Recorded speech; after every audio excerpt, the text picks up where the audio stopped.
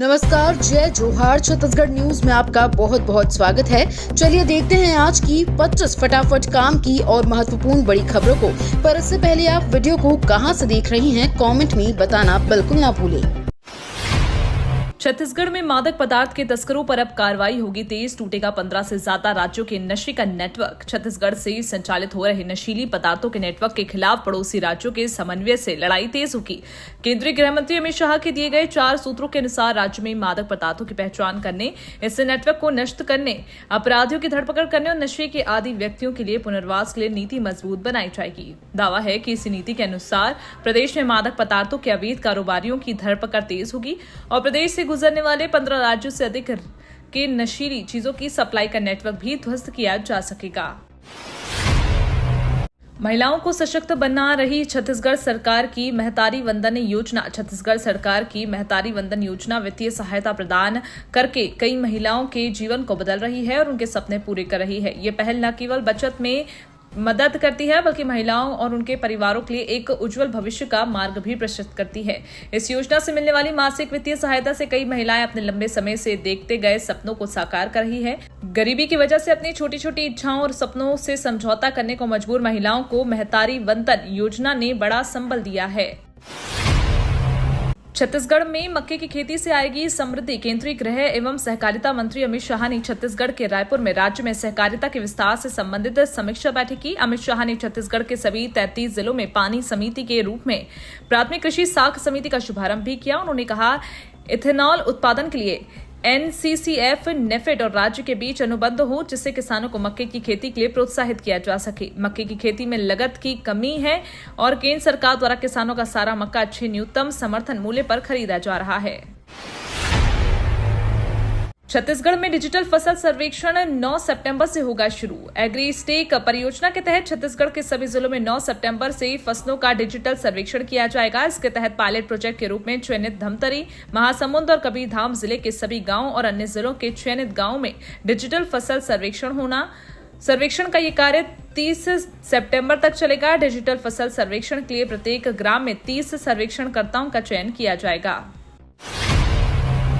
Top to bottom और bottom to top सब पर कार्रवाई होगी। छत्तीसगढ़ में गृह मंत्री विजय शर्मा का बड़ा बयान। रायपुर में प्रदेश में बढ़ते अपराध के मामलों को लेकर उप मुख्यमंत्री विजय शर्मा ने महत्वपूर्ण बयान दिया है। उन्होंने कहा कि सितंबर से पुलिस महकमे में एक बड़ी पहल की जाएगी। इसके तहत सभी रेंज के एसपी ऑफिस में बैठकें की जाएंगी जिसमें एसपी और थानेदारों की परफॉर्मेंस तय की जाएगी। उप मुख्यमंत्री ने बताया कि 2021 से 2023 तक के आंकड़ों की तुलना में 2024 के जनवरी से जून तक अपराधों की संख्या कम है, लेकिन ये संतुष्टि का विषय नहीं है। उन्होंने स्पष्ट किया है कि कम अपराध भी सरकार और समाज के लिए चिंता का विषय है और कठोरता से कार्रवाई की जाएगी।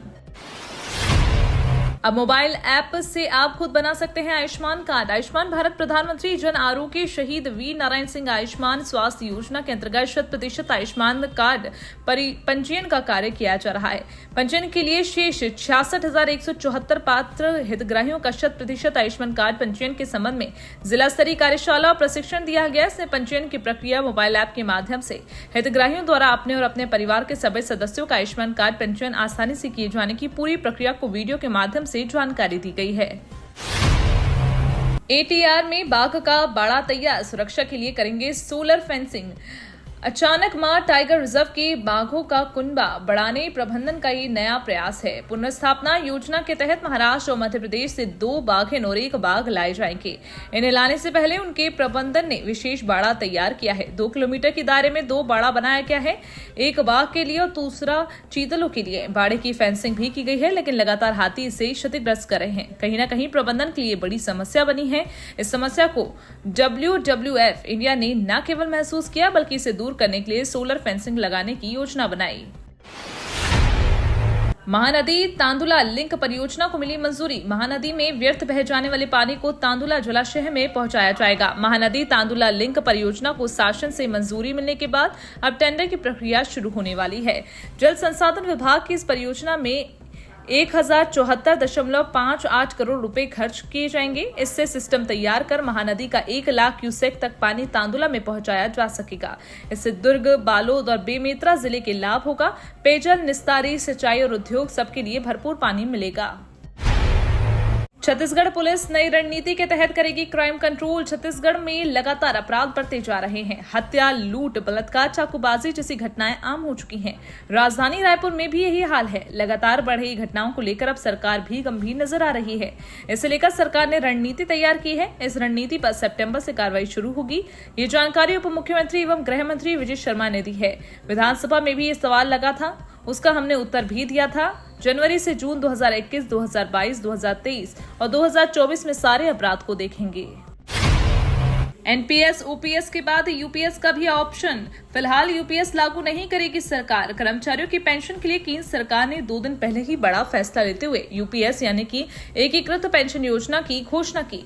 इस फैसले के अगले दिन 24 अगस्त को महाराष्ट्र सरकार ने यूपीएस एडप्ट करने का ऐलान कर दिया। एकनाथ शिंदे की कैबिनेट में मोदी सरकार के फैसले पर मुहर लगाकर यूपीएस लागू करने वाला पहला राज्य बन गया है। महाराष्ट्र के अलावा अभी तक किसी भी राज्य ने इसे लागू करने के लिए कोई पहल नहीं की। यहां तक कि बीजेपी शासित राज्यों ने भी कोई पहल नहीं की। सभी राज्य इस नफा नुकसान का आकलन करने के बाद ही इस पर फैसला लेंगे। छत्तीसगढ़ के इस जिले में बनेगा गौ अभ्यारण्य। 1500 मवेशियों को एक साथ रखने की होगी व्यवस्था। छत्तीसगढ़ के बलौदाबाजार जिले में गौ अभ्यारण्य बनाने की तैयारी चल रही है। इसके लिए जिला प्रशासन ने योजना बनाकर तैयारी भी शुरू कर दी है। काम भी जल्द ही शुरू हो जाएगा। गौ अभ्यारण्य बन जाने से आवारा मवेशियों की समस्या से लोगों को काफी हद तक राहत मिलेगी। आइए जानते हैं प्रशासन ने किस तरह की प्लानिंग की है। छत्तीसगढ़ सरकार की बड़ी समस्याओं में से एक समस्या इन दिनों सड़क पर खुले में छोड़े गए मवेशी हैं। इनकी वजह से बड़ी संख्या में लोग जहां एक तरफ सड़क दुर्घटना के शिकार होकर घायल और जान गंवा रहे हैं। छत्तीसगढ़ के 3 और चीनी मिलों में लगेंगे एथेनॉल प्लांट। छत्तीसगढ़ में 4 सरकारी चीनी मिलें हैं, जिनमें से सिर्फ एक मिल में एथेनॉल उत्पादन प्लांट है। शाह ने कहा कि बाकी 3 सहकारी चीनी मिलों में 6 महीने के अंदर मल्टी फील्ड एथेनॉल उत्पादन प्लांट लगाए जाएं, जिससे मक्का, गन्ना आदि से एथेनॉल उत्पादन किया जा सके। इसमें केंद्र सरकार मदद करेगी। उन्होंने कहा छत्तीसगढ़ में मक्के और दलहन की खेती को बढ़ावा देने की जरूरत है और इसके लिए राज्य के कृषि विभाग को पहल करनी चाहिए। इशिका लाइफ फाउंडेशन छत्तीसगढ़ ने London book of world record में नाम दर्ज कराया। इशिका लाइफ फाउंडेशन छत्तीसगढ़ ने राष्ट्रीय संस्कृत महोत्सव पुणे महाराष्ट्र में 3 दिवसीय सांस्कृतिक कार्यक्रम में परंपरा उत्सव का परिचय देते हुए London book of world record में अपना नाम दर्ज कराया। ये छत्तीसगढ़ राज्य के लिए गौरव की विषय है। राज्य के युवा संगठन सामाजिक एवं शिक्षित foundation Ishika life foundation Chhattisgarh ने अपना नाम दर्ज कर लिया है। वहीं छत्तीसगढ़ में काफी उत्साहवर्धक माहौल है। छत्तीसगढ़ के इस जिले में 2 और फैमिली कोर्ट की स्थापना। 2 सितंबर से शुरू होगी सुनवाई। छत्तीसगढ़ की राजधानी रायपुर में 2 सितंबर से 2 अलग से फैमिली कोर्ट का गठन किया जा रहा है। विधि विधायी विभाग ने 2 अतिरिक्त फैमिली कोर्ट का गठन करने के साथ ही 2 जजों का सेटअप भी तय कर दिया है।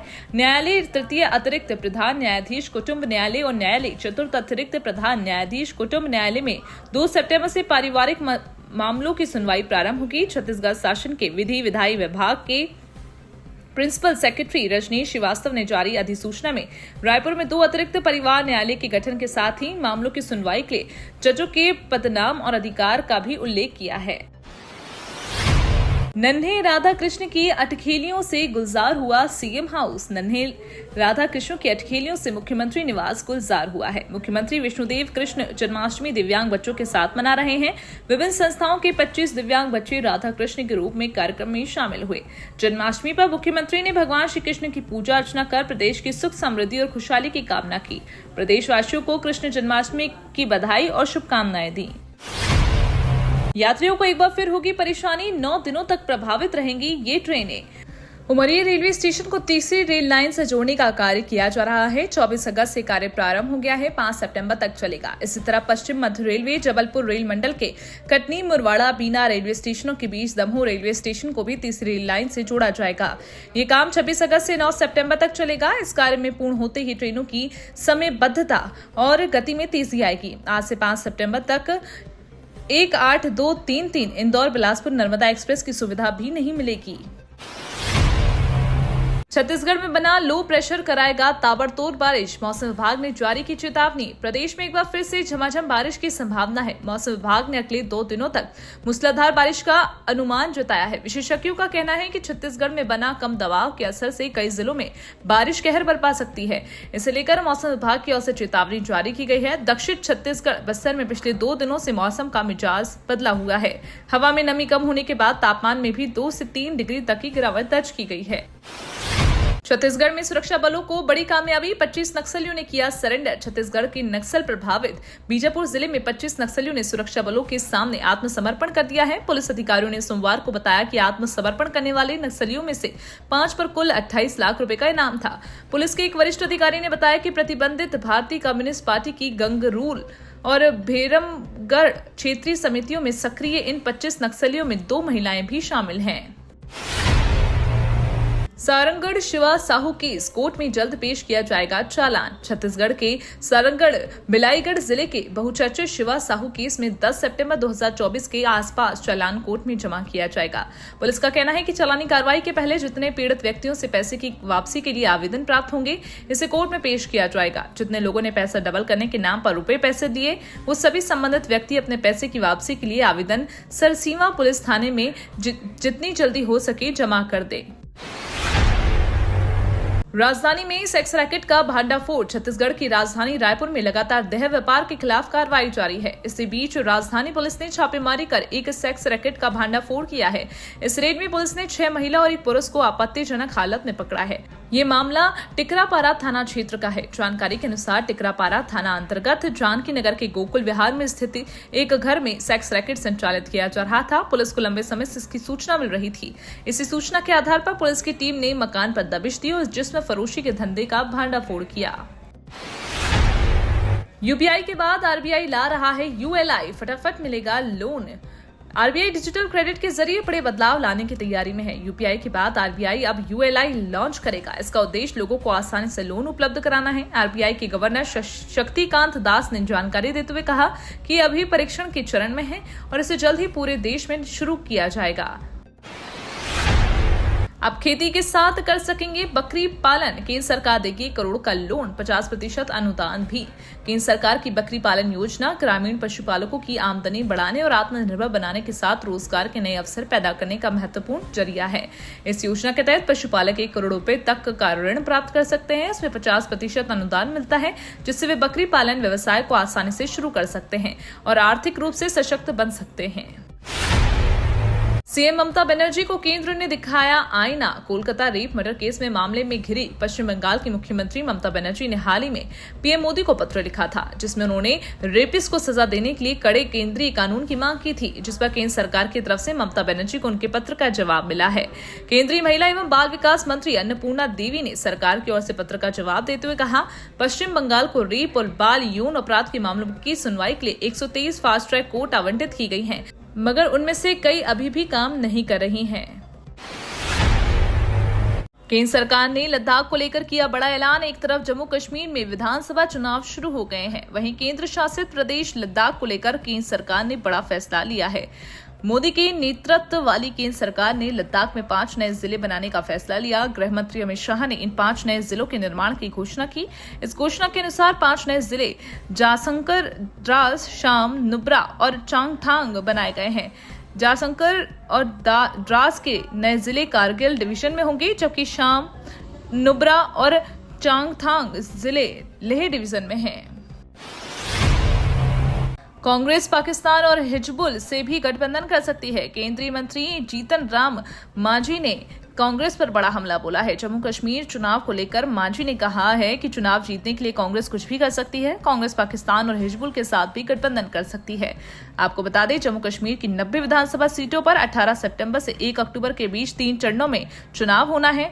चुनाव का रिजल्ट 4 अक्टूबर 2024 को आएगा। ये तो थी आज की बड़ी खबरें। अगर आपको न्यूज पसंद आई हो तो वीडियो को लाइक और शेयर करना बिल्कुल ना भूलें। धन्यवाद।